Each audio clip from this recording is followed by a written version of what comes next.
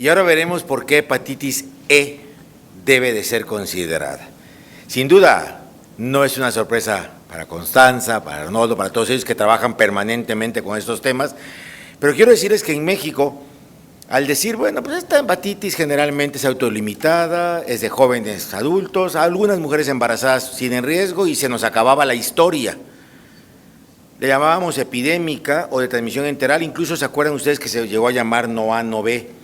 Pero bueno, la verdad es que si es epidémica, no es puramente enteral, por supuesto tiene una presencia propia dentro del mundo de la hepatitis, y hay un virus, un pequeño virus de RNA monocatenario positivo, que ya no es el que originalmente pensábamos, porque no es de la familia de los calicivirus, y este virus, que mide entre 27 y 34 nanómetros, que no tiene envoltura, pues es el responsable de una serie de enfermedades que van más allá de la transmisión oral, fecal, como lo habíamos pensado en un presente. ¿Tenemos un señalador?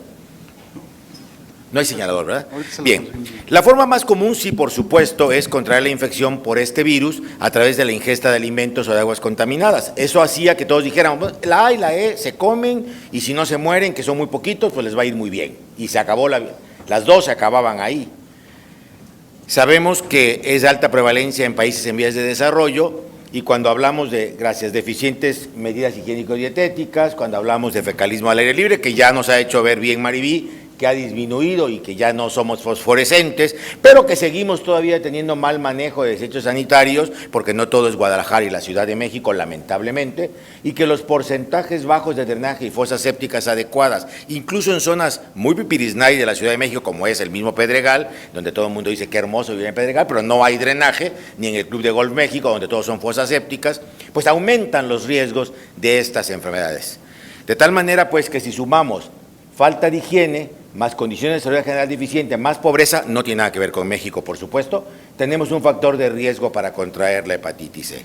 Entonces, hasta ahí podríamos haber terminado, pero la investigación sobre la enfermedad en países de mayor prevalencia, incluso que la nuestra, han llevado a entender que hay otras vías de transmisión muy importantes, sobre todo, y esta es la que voy a destacar más, la ingestión de carne o de productos cárnicos poco cocinados derivados de animales infectados, sobre todo el puerco, aunque también se ha relacionado con el jabalí. Ahorita lo veremos más adelante. También ya hay casos muy bien documentados de que se transfunden productos sanguíneos infectados y pueden dar hepatitis E. De tal manera que olvidémonos que es la que se comía y se acabó el asunto. Tenemos transmisión vertical de una embarazada al feto y tenemos la ingestión de mariscos crudos o poco cocinados. Entonces, todos estos, que anteriormente eran más de la B y un poco también de la C, hoy en E son realmente importantes. Y hay que hablar de ella porque no solamente en Pakistán, en la India, en Nepal o en Birmania han habido epidemias, también México ha tenido brotes epidémicos. Hay 4 genotipos virales que pertenecen a estas cepas causantes de epidemias en el mundo. Habitualmente los que vemos son el 1, el 2 y el 4 en las zonas de alta incidencia y el número 3, el genotipo 3, en zonas no endémicas. Si nos ponemos a ver qué está pasando con la hepatitis C, fíjense que hay alrededor de 20 millones de casos en el mundo por año y obviamente hay 20 millones de casos detectados. De estos, 3.3 llegan a ser agudos, que maneja el médico en su consultorio, los demás pasan desapercibidos y se mueren casi 60,000 personas. Pues no que no había problema con la hepatitis C. Entonces, cuando vemos esto, revisemos que la mayoría de las muertes son causadas por el genotipo 1.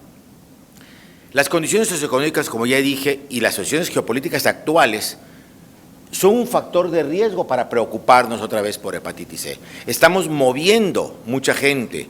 Hay conflictos en muchas zonas del mundo con poblaciones que se mueven, como decíamos en el estudio hepático, de África hacia Europa, pero también lo hay de Asia hacia Europa, en la propia América, en nuestras ciudades existen movimientos, ocurre en las zonas de guerra, en los campos de refugiados, en desplazados internos, y todo esto hoy la OMS ha puesto un punto de alarma al respecto. Está repunteando esta enfermedad. Entonces, estas condiciones son propicias para que hayan brotes epidémicos. Evidentemente, también pueden haber casos esporádicos, pero evidentemente lo que nos preocupa hoy son aquellos relacionados con brotes epidémicos. Las mujeres embarazadas siguen siendo las más delicadas. Sabemos que es una enfermedad que en el embarazo mata y mata mucho. En la India hay estudios muy serios del 20 al 25% de mortalidad, pero en Etiopía llega hasta el 42%. Entonces, primero que no nos dé, y si nos da, pues que no se haga de curso grave. Y si es así, pues que no seamos mujeres y menos embarazadas, porque si es así, la posibilidad de morir puede estar presente. El virus C, como dije hace un momento, tiene un potencial zoonótico muy importante porque está diseminado en la población porcina mundial. De hecho, no solamente en los cerdos, también está en los jabalíes, en los ciervos, por aquellos que les suelen comer esos productos de caza, que alguien debería de prohibir algún día cazar animales que no nos hacen nada, pero esa es otra historia. De tal manera, pues, que si nosotros comemos este tipo de cárnicos, tenemos la posibilidad de contagiarnos. De los 4 existentes, el 1 y el 2 son los únicos que se han encontrado en el ser humano, mientras que el 3 y el 4 circulan entre los animales predominantemente. Fíjense cómo en China y en México, igual que pasó con la influenza, se han encontrado cepas virales comunes a humanos y a porcinos. Pero también es importante considerar que un estudio doctoral muy interesante de un profesor español que vino a México, parece ser que las grandes investigaciones que hemos tenido en México a veces tienen que venir de fuera, ojalá que las generáramos también nosotros, y él, estudiando este proceso, se fue a Monterrey, por cierto, y entonces revisó las áreas porcinas de las cercanías a la ciudad de Monterrey, y para sorpresa de todos, encontró que el 80% de las muestras tomadas a los puercos de las granjas tenían anticuerpos contra el virus C de hepatitis. Si eso no nos alerta, entonces algo tendremos que hacer. Evidentemente en México la investigación es muy escasa, pero es el momento de generar mucho más. Hay documentados 2 brotes muy francos, todos los conocimos alguna vez, bueno, los jovencitos probablemente no los recuerden, uno en Huitzila y otro en Telixtac, Morelos, uno en el 86 y otro en el 87. Este fue el primer brote informado en América, que afectó casi el 5% de la población de esas comunidades, con una cepa tipo 2, que fue la aislada. Esta cepa viral, hasta hace muy poco se consideraba única y típicamente de Mesoamérica, lo cual tampoco ya es cierto. Ya se aisló recientemente en una población de Nigeria que no tuvo además relación con un viaje a México ni con un vehículo de transmisión probable. La prevalencia de la enfermedad en población menor a 30 años es de alrededor del 10%.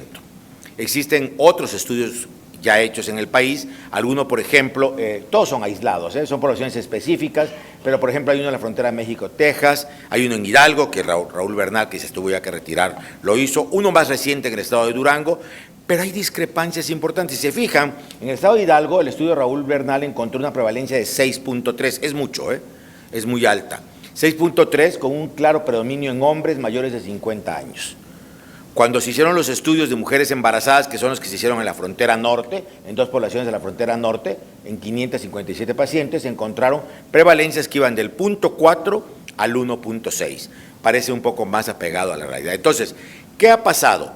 Que el sistema que hay en México de referencia para infecciones y brotes epidemiológicos nos dice que la tendencia en los últimos 10 años es decreciente. La incidencia actual es de 2.3 y vean cómo lugares como Distrito Federal reporta 5.8, Jalisco 5.7, Campeche 3.8, Chiapas, Sinaloa, Nuevo León 3.5, o sea, realmente se mueve entre 3.5 y 5.8, pero el grupo más afectado es el grupo de 5 a 9 años de edad. Entonces, la tendencia decreciente, o al menos lo que nos han dicho las gentes del gobierno, y que no hay realmente un brote epidémico como tal detectado porque la mayoría de los episodios se confunden con hepatitis A, ha reducido de manera importante la preocupación no solamente del gobierno, de los gastroenterólogos y de los médicos en general por este tipo de hepatitis. Entonces, realmente no la estamos buscando. El Sistema Único de Información de la Vigilancia Epidemiológica informa de 12 a 14% de hepatitis virales sin diagnóstico específico, mis queridos doctores. Y el problema aquí es que en base a esto, en base a este estudio, este resultado que se publicó, aquí en Jalisco, el doctor Panduro y un grupo de colaboradores muy serios que todos conocemos y respetamos como gente científica, dijo, pues algo está pasando.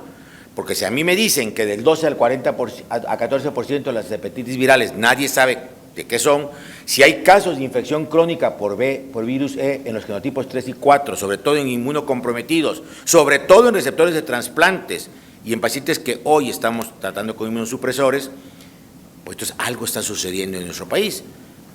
Dado el número limitado de estudios epidemiológicos del virus de la hepatitis y antecedente de que la cirrosis hepática podría estar asociada a este virus, llevó a este estudio en población adulta mayor de 18 años en esta ciudad.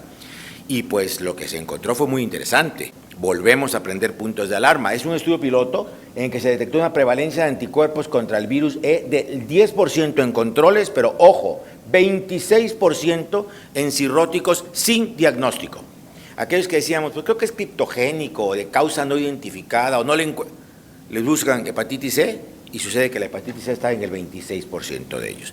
Yo creo que es una buena pregunta para nuestros hepatólogos, para que pudieran empezar a trabajar con esto. Cuando se investigó el agente etiológico de la cirrosis, se observó que 33% de toda la muestra correspondían a pacientes cuya etiología era desconocida. Entonces, gracias, Toño.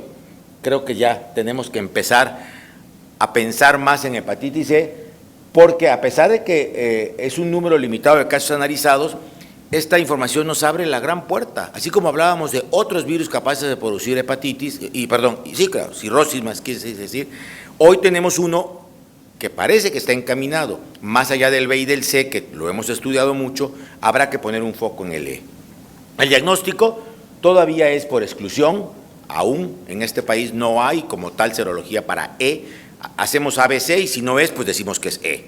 Clínicamente es muy difícil diferenciarlos, salvo Maribí, que es una espléndida clínica, puede decir, me clavado es hepatitis E, pero no es fácil, pues, porque no, por supuesto que no, y por eso le dio risa. No hay manera de que clínicamente digamos, esta es una hepatitis E o A, vamos, ni siquiera B en su fase aguda.